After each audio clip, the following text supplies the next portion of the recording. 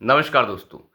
नागपुर के अंदर एक घटना होती है जिसमें मुसलमानों की एक भीड़ आती है और हमला कर देती है पत्थरों के साथ, लाठी डंडों के साथ, कुल्हाड़ियों के साथ। सामने कोई हिंदू भीड़ नहीं थी, कोई जलसा भी नहीं हो रहा था, कुछ नहीं हो रहा था। दिन के समय वहां पर यह खबर थी कि औरंगजेब के नाम पे पुतले जलाए गए हैं। हरी चादर लपेट के जो है पुतले जलाए गए हैं, ऐसी ऐसी खबरें आ रही थी। उन खबरों को देखकर मुसलमानों की जो भीड़ है वो इकट्ठी होती है और 250, 300, 400, 500, 1000 लोग जो हैं वो इकट्ठे होकर पत्थरों की ट्रॉलियां भरकर हाथ में लाठी डंडे लेकर औरंगजेब की लाज बचाने निकल जाते हैं। औरंगजेब जो उनका बाप है उसकी लाज बचाने वो निकलते हैं, कुल्हाड़ियों के साथ निकलते हैं। और कुल्हाड़ियों के साथ निकलने के बाद जब अटैक करते हैं, गाड़ियों को तोड़ते हैं, जगह जगह नुकसान करते हैं, लोगों को मारने पीटने की कोशिश करते हैं, तो वहीं पर फिर पुलिस उसमें हस्तक्षेप करती है और पुलिस के 33 जवान जो है वो घायल हो जाते हैं। डीएसपी के हाथ पर कुल्हाड़ी की चोट आती है। यह हुआ है नागपुर के अंदर। खबर ये कही जा रही थी कि मुसलमानों को ये पता लगा कि औरंगजेब जो उनका बाप है उसे जो है उसकी कब्र को हटाने की कोशिश करने जा रहे हैं लोग। साथ ही साथ उसका जो पुतला जलाया गया उसमें कुरान की आयतें जला दी गई, फलाना हो गया और ढमकाना हो गया। खैर, ये सब बातें हुई। अगर ये सब हुआ भी हो तो आप विरोध प्रदर्शन करेंगे या फिर आप जो है किसी के गले रेतने निकल जाएंगे? अगर कुछ कहीं हो भी रहा है, पुतला फूंक भी दिया तुम्हारे बाप का, तो क्या आप इस तरीके से करेंगे? इसको कहते हैं वो कौम जो कानून व्यवस्था का कोई पालन करती हो। इस कौम में कानून व्यवस्था का कोई लेना देना नहीं है, ये सभी लोग जानते हैं। दुनिया में जहां भी मुसलमान देश हैं, दो चार पांच तेल वालों को छोड़ दिया जाए तो सब के सब जो है वो लाशों के ढेर और कबाड़ के ढेर के ऊपर बैठे हैं, ये सभी लोग जानते हैं। पाकिस्तान उदाहरण है, बांग्लादेश उदाहरण है, सीरिया, इराक, ईरान, अफगानिस्तान, फलाना ढमकाना, जितने भी हैं चोरू चक्के डकैत जो हैं वो इसके उदाहरण हैं। लेकिन इन लोगों की हिम्मत देखिए। और नागपुर स्टेट, आप अंदाज़ा लगाइए नागपुर का जो प्रशासन है, जो महाराष्ट्र का प्रशासन है, वो क्या घास छील रहा था? हम मानते हैं कि गलती जो है प्रशासन की हमेशा नहीं होती। हिंदुओं को भी एकजुट होना होगा और ऐसे लोगों को पकड़ के उसी भाषा में जवाब देना बड़ा आवश्यक है। लेकिन महाराष्ट्र का जो डिपार्टमेंट है, इंटेलिजेंस डिपार्टमेंट है, वो क्या घास छील रहा था? ऐसे हमले जो हैं, इस तरीके के नागपुर के अंदर हमले 1930 से पहले भी हो चुके हैं, हेगडेकर के समय से पहले। लेकिन अभी की बात अगर हम करें तो ऐसा अगर हुआ है तो वहां का इंटेलिजेंस जो है वो बिल्कुल घास छील रहा था, उसने कुछ नहीं किया। और डीएसपी के हाथ पर कुल्हाड़ी। आप अंदाजा लगाइए कि डीएसपी को आत्मरक्षा की जिम्मेदारी का कुछ पता नहीं है कि आत्मरक्षा क्या होती है। डीएसपी क्या वो इसलिए बने हैं ताकि कुछ जाहिल आए और उन्हें मार दें? उनके ऊपर गोली क्यों नहीं चलाई गई? आत्मरक्षा के लिए गोली चलाना जो है किसी की परमिशन लेके नहीं होना चाहिए। अगर कोई व्यक्ति आपके 10 गज से करीब आ गया है कुल्हाड़ी लेकर तो शूट कर दीजिए। दुनिया भर के अमेरिका से लेके बड़े बड़े यूरोप देश जो हैं हमें ह्यूमन राइट्स समझाते हैं, लेकिन ह्यूमन राइट्स का वो क्या करते हैं आपने अच्छी तरह से अभी देखा है। 2 दिन पहले डोनाल्ड ट्रंप ने वेनेजुएला के लोगों के सर गंजे करके, जो वहां पे गुंडे थे उनके सबके सर गंजे करके उन्हें डिपोर्ट कर दिया है, विमान में भरकर एक दूसरे देश भेज दिया, और वो भी कोर्ट की टिप्पणी को दरकिनार किए। आप अंदाजा लगाइए, इस तरीके से चलता है प्रशासन। और यहां पे बांग्लादेशी रोहिंग्यों की आरती उतारी जाती है। तो नागपुर के अंदर जो हुआ है ये एक प्रशासनिक विफलता भी है और हिंदुओं की विफलता भी है। क्योंकि इन लोगों के तो हालात आपको पता है। फडणवीस, जो देवेंद्र फडणवीस जो मुख्यमंत्री हैं महाराष्ट्र के, उन्होंने साफ कहा है विधानसभा के अंदर, उन्होंने जो वक्तव्य अपना रखा है उसमें, इंटेलिजेंस की जो रिपोर्ट रखी है उसमें ये साफ कहा है कि वहां पर ट्रॉलियां भरकर पत्थर मिले हैं, पत्थर मिले हैं, हथियार मिले हैं, फलाना मिला है, ढमकाना मिला है। और साथ में ये भी कहा है कि ये सुनियोजित ढंग से, मतलब ये पहले से ही प्लानिंग कर ली गई। रमज़ान में रात की नमाज़ पढ़ी गई और रात नमाज़ पढ़ने के बाद आपको पता ही है रमज़ान के महीने में तो ये आतंकवादी जो है कुछ और एक्स्ट्रा काम करने लग जाते हैं। तो उस तरीके की अगर हम बात करें तो वहाँ पर पत्थरों की ट्रॉलियाँ कैसे आ गई? लेकिन मैं इसके ऊपर नहीं जाना चाहता कैसे आ गई, पत्थर कहाँ से आए, हथियार कहाँ से आए। अरे वो तो मानसिकता के अंदर है, वो तो आएंगे ही, उसकी दिक्कत नहीं है। पर बात यह है कि तुम क्या कर रहे थे? उन पत्थरों को दोबारा उन्हीं पर क्यों नहीं चलाया गया?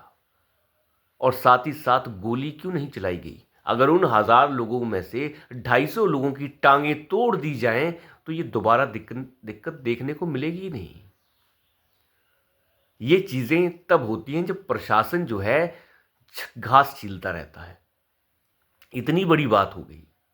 आजकल आपने देखा है, देखिए संभल के अंदर जब सर्वे होता है वहां तो कोई नारा भी नहीं लगता। जब सर्वे होता है तो सर्वे होने के बाद जो है दंगा फसाद शुरू हो जाता है मुसलमानों का। हिंदू दंगा फसाद नहीं कह सकते इसको कहते हैं मुसलमान दंगे, सिर्फ मुसलमान दंगे।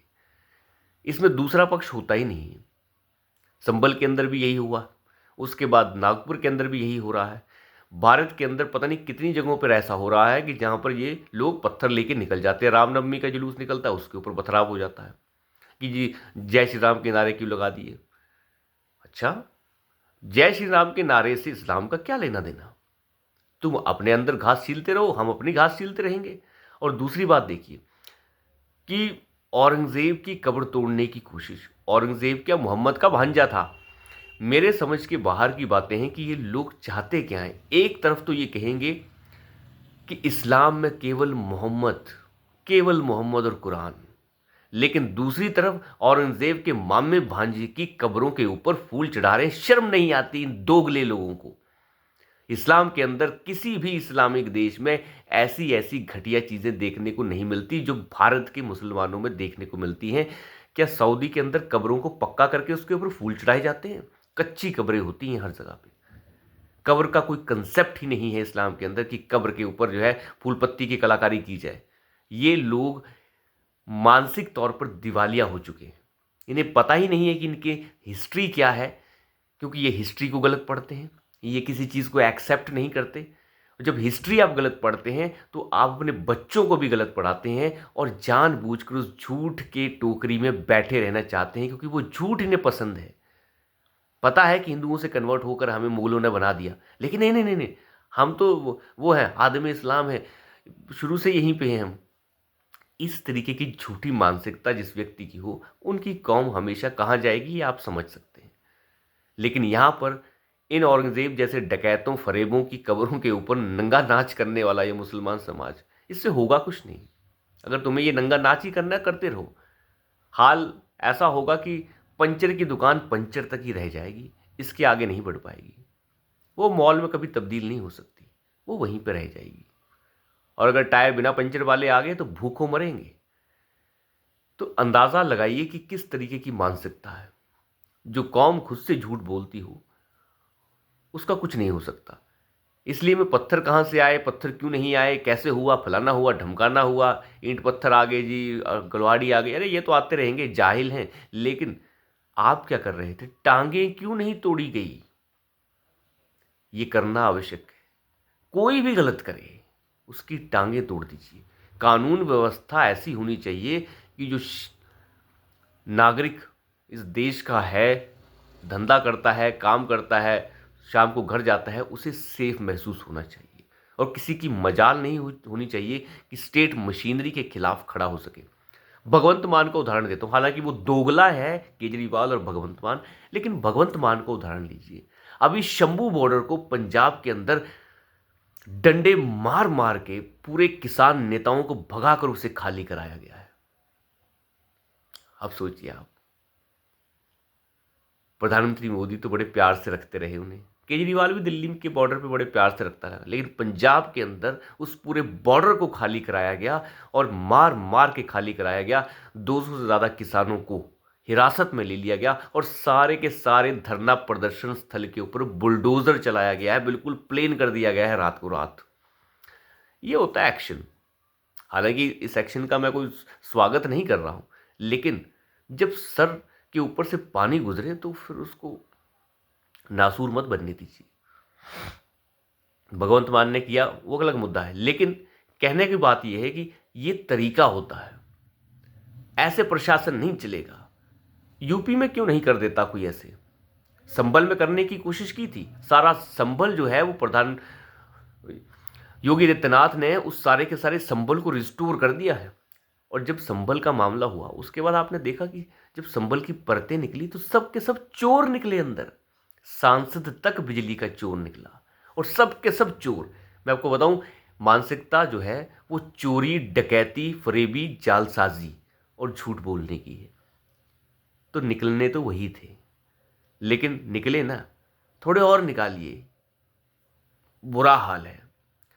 लेकिन ये मत देखिए पत्थर कहां से आया, क्योंकि इन्हें हर चीज से दिक्कत है। जय श्री राम के कोई नारे लगा दे उससे दिक्कत है, औरंगजेब जो उनका बाप है उसे को गाली दे दे उसे दिक्कत है। तो ऐसी कौम की टेंशन ज़्यादा नहीं लेनी चाहिए, जिनके वली, जिनके महान लोग अगर ऐसे डकैत हों, फरेबी हों, बलात्कारी हों, तो कोई फ़र्क नहीं पड़ता।